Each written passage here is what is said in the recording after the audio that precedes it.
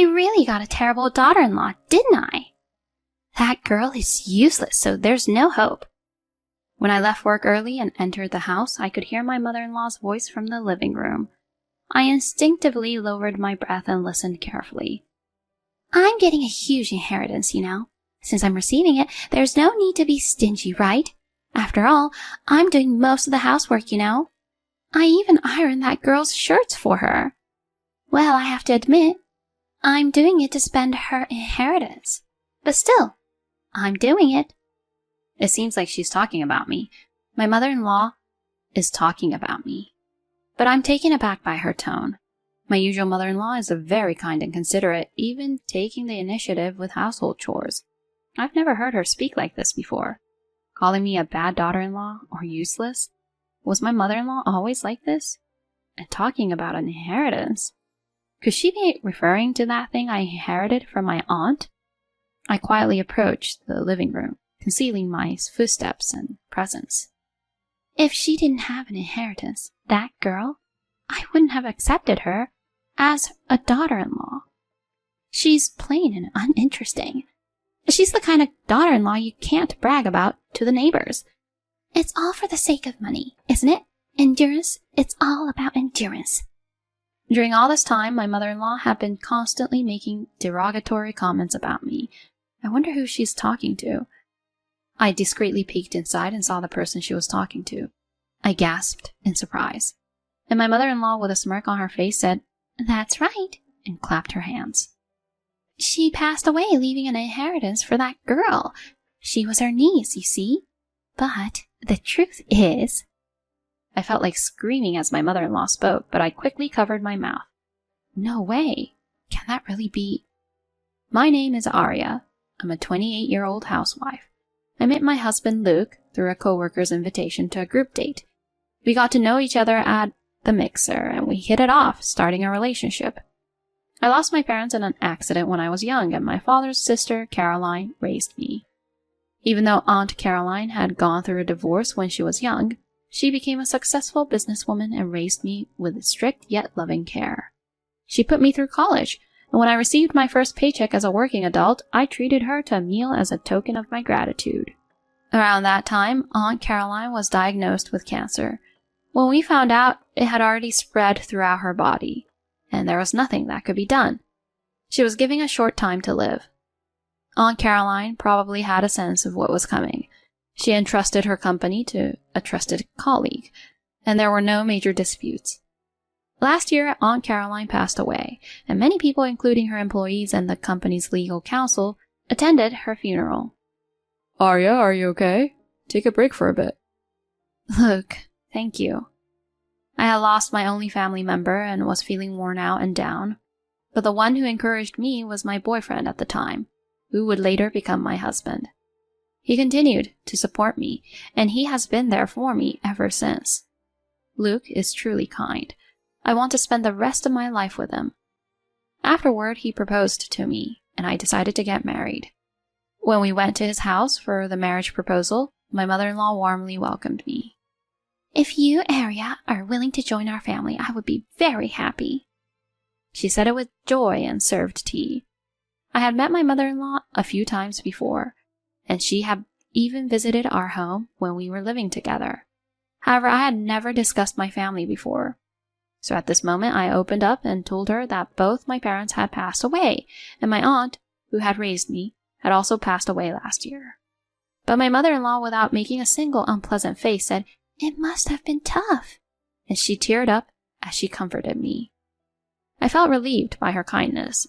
She was such a caring mother-in-law. So, Arya, my mom has been divorced for a while now. Since I became a working adult, she's been living alone. But last month, she had a fall and injured her leg. And I started worrying about her age.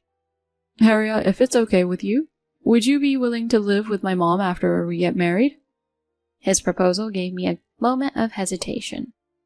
I had wanted to enjoy our newlywed life together, just the two of us. I wondered if I could manage living with my in-law. I'll take care of the household chores. Arya, it's okay for you to continue working, all right? I had wanted to keep working, so her offer was appreciated. Besides, my mother-in-law was a very kind and helpful person. I thought we might be able to make it work. With that in mind, I agreed to living together.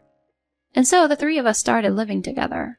Both my husband and I had busy jobs, but my mother-in-law graciously took care of the household tasks. She even prepared dinner for us before we got home, and I couldn't stop feeling grateful. We had been living like this for a while, but recently I started feeling that our place was too cramped. When we discussed our future, the idea of a slightly larger house came up. That's when we began considering moving to a new home. However, every time we discussed house options, my husband and mother-in-law started making demands for more upscale preferences. Thinking about having children in the future, it's better to have more rooms, right? And the living room should be spacious too. In that case, considering Mom's future and to prevent further injuries, wouldn't it be better to have a barrier-free design? If we do that, the house should be reasonably spacious inside as well. I'd also like to have a pantry, and maybe a kitchen with a counter. My mother-in-law and husband were enthusiastically making suggestions about the house. It seemed like the cost might be higher than I had initially thought. We do have some inheritance from my aunt, so we could cover it to some extent, but as I pondered this, my mother-in-law let out a somewhat troubled voice. Recently, there has been an increase in foreigners, and the security isn't great. Around here, the security is good and it's safe, isn't it? The location she pointed out on the map was a high-end residential area. I cautiously suggested that this might be a bit difficult, but my suggestion was met with a shake of the head. My mother-in-law expressed concern that if we had children and lived in an area with poor security, they wouldn't be able to play outside and it would be tough for them. She mentioned that I also had late work days, so it would be best to be in a safe place. She emphasized that she was thinking about my well-being, and my husband agreed with her. I want to protect my family. Let's move to a place where we can feel even a little safer. And so I was somewhat forcefully persuaded, and we ended up choosing a considerably expensive property. Then one day, I was feeling under the weather with a slight cold. Despite that, I had work that needed to be done, so I went to the office on a holiday. However, my fever started to rise around midday, and I began feeling dizzy, so I decided to leave work early. When I arrived home and opened the front door, I could hear my mother-in-law's voice coming from the living room. I really got a terrible daughter-in-law, didn't I? She's absolutely useless. I couldn't believe my ears at the words I was hearing. I instinctively held my breath at the entrance and strained to listen. I mean, she's inherited a huge inheritance, so couldn't she be a bit more generous with the new house? There's no need to be so stingy. I do most of the household chores, you know. I even iron that girl's shirts. But even though I say that, I'm enduring it, all for the sake of using that child's inheritance. That girl apparently means me. My mother-in-law was indeed talking about me, but her words left me in shock. My mother-in-law is usually very kind and considerate, and she would even take the lead in doing household chores. This was the first time I had heard her speak in such a tone. Calling me a terrible daughter-in-law or useless? Was this really the same person I knew as my mother-in-law? And the mention of inheritance, was she referring to the inheritance I received from my aunt? Carefully concealing my footsteps and presence, I quietly approached the living room. If she didn't have an inheritance, she wouldn't have become my daughter-in-law. She's plain, uninteresting, and not someone you can boast about in the neighborhood. But it's all for the sake of money, right? Endurance. It's all about endurance. During this time, my mother-in-law had been continuously making derogatory remarks about me. I wondered who she was talking to. I discreetly peeked inside and was taken aback when I saw who she was talking to. It was my husband. Don't worry, Mom. Ariel's aunt seemed to be quite wealthy, and it won't be long before we buy a house in an upscale neighborhood using the inheritance. Then after a while, we can just kick her out. My husband chuckled. It seemed like the two of them were plotting to manipulate me into using the inheritance. I never expected my husband to entertain such a cruel idea. Then my mother-in-law grinned and gave her approval with a triumphant gesture. She left an inheritance for that child. She was her aunt, but she went by the name Caroline. Actually, she was my classmate. Upon hearing this, I was so surprised that I almost screamed. I quickly covered my mouth with both hands. I couldn't believe that there was a connection between my mother-in-law and my aunt, so it was a shocking revelation. According to my mother-in-law, my aunt was a studious type, while my mother-in-law was considered a prima donna. But Caroline was the class representative and always nagging me.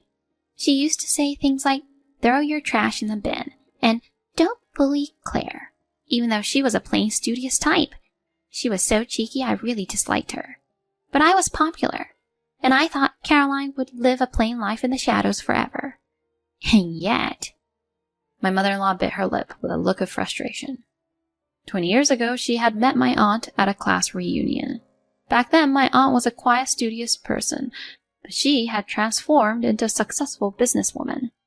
Seeing how everyone praised and admired her, my mother-in-law couldn't help but feel envious. Despite both of them being divorced, she couldn't help but feel so frustrated by the stark contrast, and was overwhelmed with embarrassment and regret. She had been harboring jealousy towards my aunt for a long time. It was during this period that my husband brought me to meet her. She thought I looked somewhat like my aunt since we had the same last name. She didn't think it was possible, so she probed her classmates. However, before they could meet in person, my aunt passed away. It seems my mother-in-law had concocted a scheme to exploit the inheritance, using the lie about her injury and my sympathy to gain an advantage. I'm glad you noticed the inheritance, Mom. Without it, I might not have married Arya. Right? When you two were living together, there was a time when I went to your room. I secretly checked Arya's bank statement. That's when I saw a substantial amount of inheritance had been deposited. As I watched the two of them laughing together, I was shocked. But gradually a simmering anger welled up within me. So both of them were after my inheritance, huh? All the kindness, the marriage, and even taking care of the household chores. It was all just to use up my inheritance. I can't forgive them anymore. Just you wait. I'll pay you back double. No, I'll pay you back double. The next day I said to them with a smile, I found the perfect place for both of you. I've already paid the down payment. When I conveyed this to my mother-in-law and husband, they were overjoyed, exclaiming, It's a house in an upscale residential area. On moving day, I had to go to work in the morning due to job commitments, so I was out only in the morning. When I returned, all my belongings had been dumped in the trash area. Inside the house, the keys to the new home, the expensive furniture, my husband and mother-in-law's things, everything was gone. There was nothing left, except a divorce certificate placed on the floor, as if to say, You're no longer needed. I called my husband. What is going on here? We have a new home now, so you're no longer needed. When my husband answered the phone and heard my voice, he started laughing. Then he handed the phone to my mother-in-law. I'm sorry, Arya. I originally hated you because you looked so much like Caroline. The house has already been sold, so if you don't want to get caught for trespassing, you'd better leave right now. But... Shocked, I was about to say something, but my mother-in-law, looking satisfied, hung up the phone while laughing. Well, I guess I should leave quickly. I muttered to myself and turned off my smartphone. The next day, when I turned my smartphone back on, I was surprised to see a huge number of missed calls. As soon as I powered it up, another call came in. It was from my husband. Why aren't you at your parents' house? Luke's voice sounded tired as he spoke. You said you sold that house, didn't you? Have you already forgotten? I've been looking for you. What's up with that new place? My husband was furious and yelling over the phone. In reality, our new home, while in an upscale neighborhood with a standalone house, was the cheapest option in the area. It was an old, run-down house hidden behind high-rise apartments.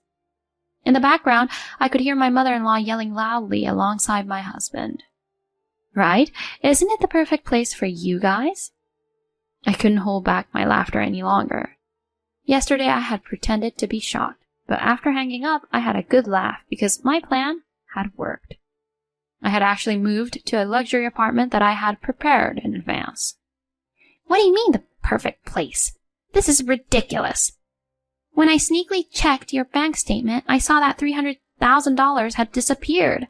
I thought for sure you had used it for the new house. I overheard my mother-in-law accidentally revealing this behind my husband. Unfortunately, the money that had gone missing wasn't used to buy a house in the upscale neighborhood. It was used to purchase the luxury apartment where I live. So it was all a false alarm, in other words. Oh, by the way, technically that house is my property. The rent will be paid to me as the owner. Well, as long as it can be covered by Luke's monthly salary, though. When I said that, my mother-in-law questioned my husband on the phone about what I meant. In reality, my husband earns less than me monthly. Furthermore, upon further investigation, I found out that he had been receiving a generous amount of child support from his biological father out of goodwill. While the support has stopped after he became an adult, my husband had a habit of spending that money recklessly. It seems he couldn't shake off that habit as he had debts before we got married. He proudly boasted about snagging a high-income wife among his friends, but as my mother-in-law scolded him, I asked my mother-in-law, "Can you, Mom, really criticize others? Isn't the reason for your divorce because of your affair? Luke is not your biological child, right? And didn't your affair partner run away from you?" Upon hearing that, my husband was speechless. My mother-in-law, in a panicked tone, was trying to explain loudly. Over the phone, the two were shouting things like, "Come over here right now. I'll beat you to a pulp. I'll make you suffer." And they were yelling angrily. However, when I informed them through the lawyer that the divorce had been finalized, they went even more berserk, given their bizarre state. It seems that neighbors called the police. Just as I heard the sirens of a police car, I could hear over the phone that the two were being taken away by the police. In the end, the two were released the same day. However, given the income of my ex-husband, he couldn't afford to pay the rent and debts, resulting in them being kicked out of their home. It seems my ex-husband and ex-mother-in-law are now living in a small, cheap apartment. And by the way, when I sold the rundown house, I got a better price than I expected because they had turned it into a parking lot. Afterward, my ex-husband, who didn't know my current address, sent a letter to my company. The contents stated, "Since you were a married couple, if you divorce, you should split the assets in half. If it's a debt incurred during the marriage, Area also has an obligation to repay it," and so on. What is this person saying, I wonder? Well, never mind, let's leave it to the lawyer. I used to be the legal advisor for my aunt's company in this matter. I've decided to entrust it to Claire, the lawyer. According to the lawyer who went to meet with both of them, during the discussion my ex-mother-in-law apparently turned pale upon seeing the lawyer. It turns out the lawyer was once a classmate of my ex-mother-in-law who used to harass her. At that time she weighed 80 kilograms, but now she has slimmed down considerably. Even if she might be unrecognizable as a different person, traces of her former self remained. She used to be a great partner for my aunt as her legal advisor, but it seems my ex-mother-in-law wasn't aware of that. "If you continue to hound Area any further, I will completely crush all of you." The lawyer, while laughing at my ex-mother-in-law and the others, it seems they exerted pressure in a low voice. Premarital debts are not the responsibility of the wife to repay. Furthermore, since the inheritance was acquired before marriage, Luke does not have any rights to it. She firmly asserted this to my ex-husband once again. Furthermore, with regards to my ex-mother-in-law, "Caroline is different from you. She built her wealth through her own efforts, unlike you who deceived her husband and cheated. I'd rather not be associated with you," she said. And my ex-mother-in-law, unable to say anything in response, just hung her head, her face pale. Afterward, my ex-husband found himself drowning in debt and tried desperately to find ways to gather money. It seems he was abandoned even by his friends. He tried to cling to my ex-father-in-law, who had been providing child support, but he coldly pushed him away. It seems he eventually called the police after his persistent attempts. In the end, when he tried to borrow money from a colleague at work, they reported it to the appropriate department, stating that he had been stalking them. Consequently, he ended up resigning voluntarily. It seems he's now living a modest life with his mother, but they apparently argue every day, sometimes prompting neighbors to call the police. Still, due to a lack of money, living together is the only option. Even after selling the things he had indulged in buying all this time, it seems the debt didn't decrease. The two, who couldn't fully let go of the inheritance, came barging into my company, but of course, they were escorted away by the police. Afterwards, it was a relief that a lawyer worked to obtain a restraining order against them approaching me.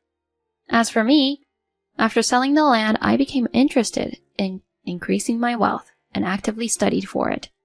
It seems I inherited a sense similar to my aunt's. After obtaining the financial planner qualifications, I also learned a bit about investments. Since transitioning to a job as an FP, work has been enjoyable.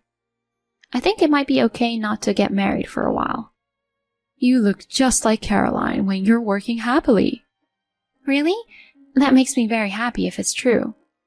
I've never had much self-confidence, but thanks to Caroline's encouragement, I was able to change. I've always been grateful for that. Claire's face as she spoke showed full confidence. She had worked hard to pave her own way, and in turn, become someone who could inspire confidence in others. I aspire to become someone like my aunt someday.